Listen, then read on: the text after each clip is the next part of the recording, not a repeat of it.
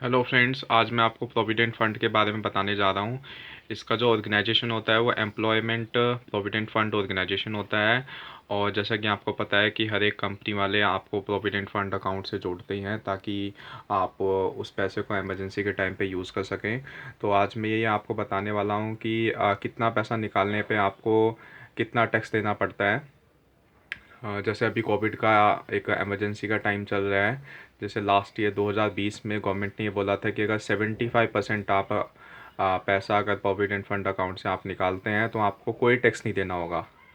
और ये कुछ रूल्स एंड रेगुलेशंस और लिखे हुए हैं ये कि आप मतलब 5 साल अगर किसी कंपनी में काम करते हैं और अगर आप 5 साल के बाद आपके 5 साल कंप्लीट हो जाते हैं तो आपको कोई टैक्स देने की ज़रूरत नहीं है प्रोविडेंट फंड से। अगर आप पैसा निकालते हैं वो 5 साल किसी एक कंपनी में भी हो सकते हैं या फिर आपने 2-3 कंपनी मतलब कंप्लीट करी हो, 2-3 कंपनी में आपने काम किया हो तो भी आप मतलब आपका जो अकाउंट है वो 5 साल पुराना होना चाहिए।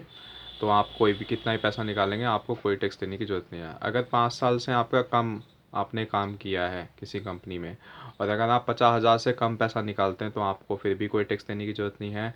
अगर आपको 5 साल कम हुए हैं, 5 साल काम करते हुए कम हुए हैं और अगर आपको 50,000 से ज़्यादा निकालना है तो आपको 10% TDS और 10% आपको टैक्स देना ज़रूरी है पड़ेगा। अगर आपको कोई हेल्थ इशू आ जाता है या फिर आपकी कंपनी बंद हो जाती है तो तब आप प्रोविडेंट फंड से पैसा निकालते हैं तब आपको कोई टैक्स नहीं देना होगा।